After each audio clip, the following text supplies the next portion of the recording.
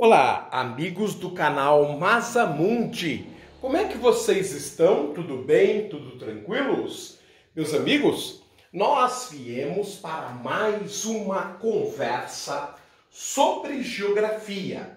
E vocês sabem que nós estávamos conversando sobre o continente americano. Isto mesmo.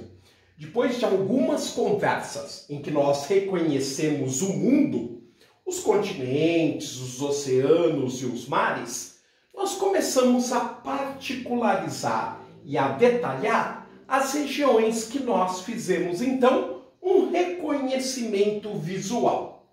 Pois vejam que aqui eu tenho um mapa no nível de detalhe superior ao mapa mundi. Isto, gente, e se trata, é claro, do mapa do continente americano. Como nós vimos, ele é alongado no sentido das latitudes, indo das proximidades do Polo Norte até as proximidades da Antártida. Ora, nós, na conversa anterior, havíamos falado sobre a América do Norte. Esta que é a maior porção do continente americano, uma área de cerca de 55% dos 42 milhões de quilômetros quadrados que possui a América. A América, que além da parte do norte, tem a parte central. Vimos também que é dividida em duas, a ponte que liga o norte ao sul, o Istmo, a América Central Istmica, e o arco insular, este chamado de Caribe, Caraíbas ou Antilhas. E por fim, em forma de losango com braço maior estendido para o sul, nós temos, é claro, a América do Sul. Muito bem? Inclusive a maior ilha da Terra, que politicamente pertence à Europa, já que é possessão da Dinamarca, você pode observar aqui claramente Groenlândia e abaixo, entre parênteses, Dinamarca.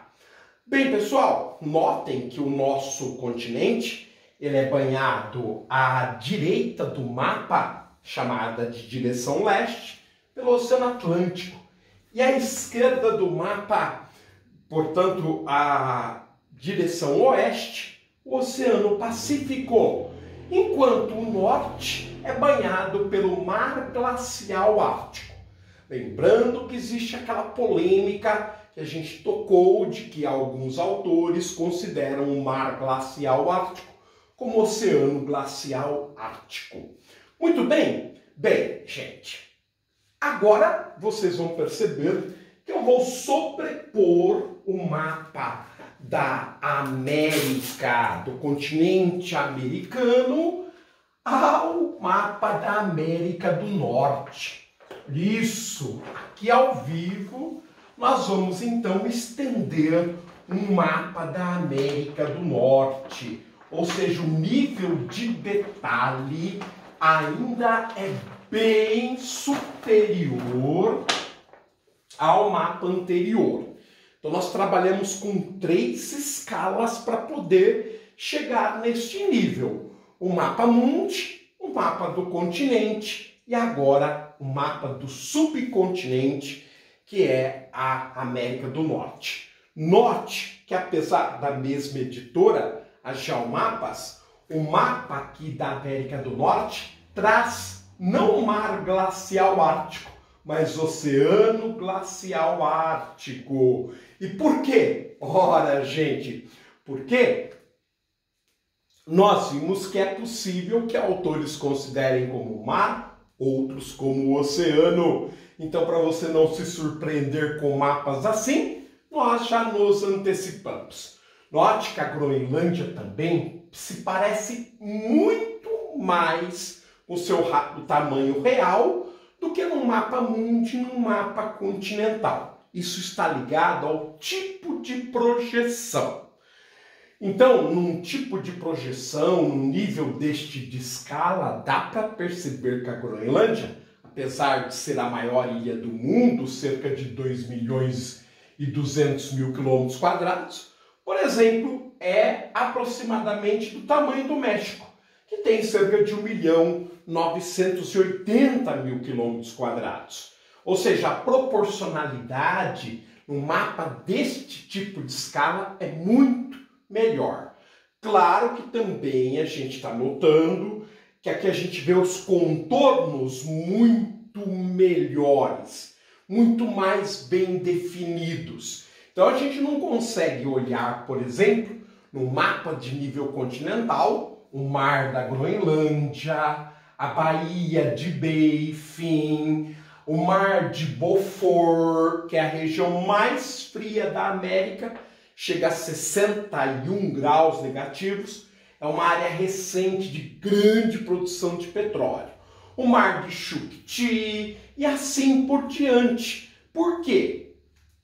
Ora, no nível deste de escala, eu começo a perceber o contato muito mais íntimo dos mares com os continentes. Ok, pessoal? Então, por isso que as coisas vão se passando do jeito que você vai notando. Se nós trabalhássemos com um mapa de um país, o nível de detalhe ainda seria muito superior, como a gente trabalha, por exemplo, no nosso canal principal, que é o GeoMasa, com a geografia do Brasil. O nível de detalhe, à medida que a gente passa do Brasil para uma região, depois para um estado, é muito superior. Bem, mas vamos olhar então para esse nosso objeto de conversa, objeto de estudo, que é a América do Norte. Veja o Canadá, que é o segundo mais extenso país do mundo, quase 10 milhões de quilômetros quadrados. O Canadá, que ocupa a porção norte, a porção setentrional, a porção boreal da América do Norte. O Canadá, que apesar do seu tamanho todo, tem uma latitude muito elevada, ou seja, a maior parte do seu território está ao norte da latitude de 50 graus de latitude norte. É um país que sofre muito com frio e com solos congelados. Apesar de ter uma rede hidrográfica muito vasta, magnífica e solos férteis que suportam a grande taiga canadense. Ora, o Canadá, ele tem uma população, por essas condições extremas, até pequena, na casa dos 30 milhões de habitantes, portanto, inferior ao do estado de São Paulo. A sua capital é Ottawa, não é uma das grandes cidades do Canadá, mas é a sede do domínio do Canadá como país. Ficou conhecido quando se torna independente em 1931. O Canadá é um país muito recente, muito jovem, com problemas inclusive de unidade territorial. O Canadá é formado por 10 estados que lá são chamados de províncias. Os mais famosos são Quebec e Ontário, além da Colômbia Britânica. No norte nós temos 3 territórios. Um deles é bem recente. O território do Noroeste, o território do Yukon e o território de Nunavut. Então, o Yukon na fronteira com Alasca, o território do Noroeste, que antes de ser separado por Nunavut ou Nunayut, abrangia 40% do território canadense, e Nunavut ou Nunayut, que é o território do povo esquimó, que gosta de ser chamado pelo seu nome em esquimó, que é Inuit. Então, do povo Inuit. Então, é assim que o Canadá é dividido. São 10 províncias, todas na fronteira com os Estados Unidos, ao sul, e 3 territórios, todos na porção noroeste. Os Estados Unidos da América é um país conhecidíssimo por ser a maior potência da atualidade, apesar que encontrou um rival à altura e já começaram a bater cabeça e disputar o domínio do mundo, que é a China, mas por enquanto os Estados Unidos parecem estar ligeiramente na frente do concorrente. Os Estados Unidos é um país também bem recente, ele é de 1776. Sua história começa em 1607, 100 anos depois da brasileira, aqui nas proximidades do porto de Boston, mas a questão da história não é foco nosso neste momento.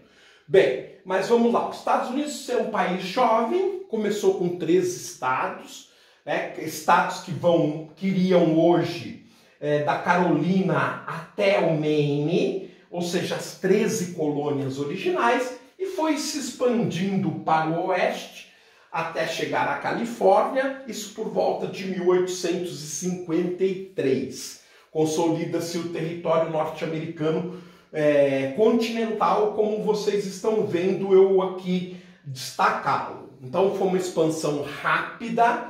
Nós vamos comentar sobre isso, mas oportunamente eu estou evitando por toda conta da gente ficar falando da história. Vamos sim falar da expansão, da formação territorial norte-americana, mas não no momento. Por quê? Porque nós temos ainda pouca massa crítica para poder ficar detalhando certas situações neste começo de curso, nesse começo de bate-papo aí que a gente está tendo, ok? Bom, à medida que a gente adquirir uma massa crítica, a gente vai detalhando mais aspectos. E depois os Estados Unidos vai começar a sua expansão.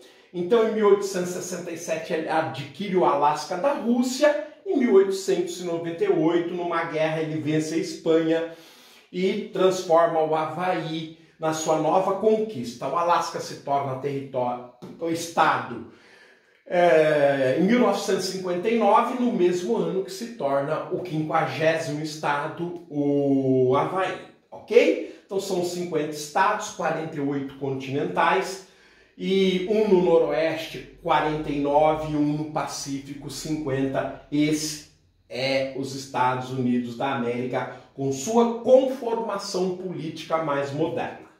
O México, ele sofreu bastante com a expansão norte-americana para o oeste, começando a perder o Texas entre 1835 e 1845. O México era muito maior, o dobro do que ele é hoje.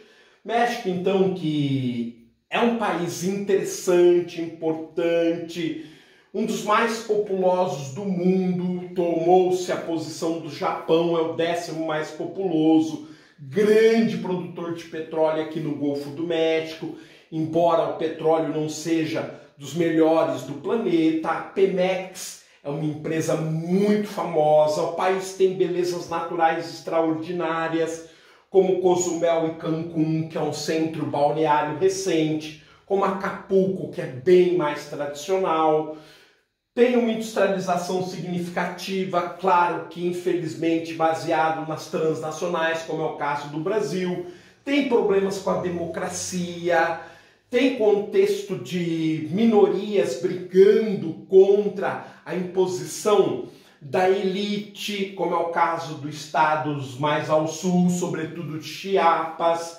Mas o México ganhou noticiário internacional mais recentemente, nas últimas 2 décadas, por se transformar no grande eixo da articulação de distribuição de drogas no planeta, os famosos cartéis mexicanos, ao qual a política e a polícia não têm dado conta de coibir, provavelmente porque há muita corrupção, tanto na política quanto na polícia. Afinal de contas, hoje nós temos sistemas eletrônicos, nós temos softwares, onde praticamente é impossível não saber algo sobre alguma pessoa, sobre algum veículo, sobre a manipulação de determinados produtos. Bem, mas isso mostra, quando eu comecei a falar do México, é uma realidade muito diferente da do Canadá e dos Estados Unidos. É uma realidade de país pobre, de país periférico, como é a realidade do Brasil, sempre atrelada a problemas. Canadá e Estados Unidos, eu fui falando da formação do território, eu fui falando da divisão política. No México, a questão social. Então, enquanto os países ricos eles são mais estáveis do ponto de vista social, os países pobres, eles têm muitos problemas sociais. Por isso que eu dei um sorriso ao começar com o México, porque a gente sabia que ia ter problemas. Ok, pessoal? Mas é isso. Eu queria mostrar para vocês a América do Norte num nível de detalhe um pouco maior. Mais do que isso, eu também queria mostrar para você as questões da projeção, que vão alterando profundamente os formatos, o nível de detalhe, o tamanho das regiões do mundo, né? No caso da Groenlândia, que aí olha como a escala muda, a qualidade da projeção muda. A Groenlândia parece nesse mapa do tamanho da América do Sul. E ela é 8 vezes menor do que a América do Sul. Isso se dá porque o problema da cartografia é impossível representar 3 dimensões, já que o nosso planeta tem um formato aproximado de uma esfera, dentro de uma superfície plana. Claro que nós vamos ter distorções, claro que nós vamos ter erros. E é por isso que a gente trabalha com técnica de projeção. Bem, pessoal, eu vou ficar por aqui. Claro que eu vou voltar um próximo momento, um novo bate-papo, falando sobre as demais regiões da América, ou seja, a América Central e depois a América do Sul. E claro, a gente também vai trazer os mapas da América Central e da América do Sul, sobrepostos ao mapa do continente americano, para que vocês comecem a ir percebendo como se trabalha com escalas, com projeção, o que é a cartografia, e assim a gente vai ganhando aí uma massa crítica necessária para discutir outros assuntos que nós temos aí em pauta num próximo futuro. Um grande abraço, fiquem bem, tudo de bom, até a próxima. Tchau, pessoas!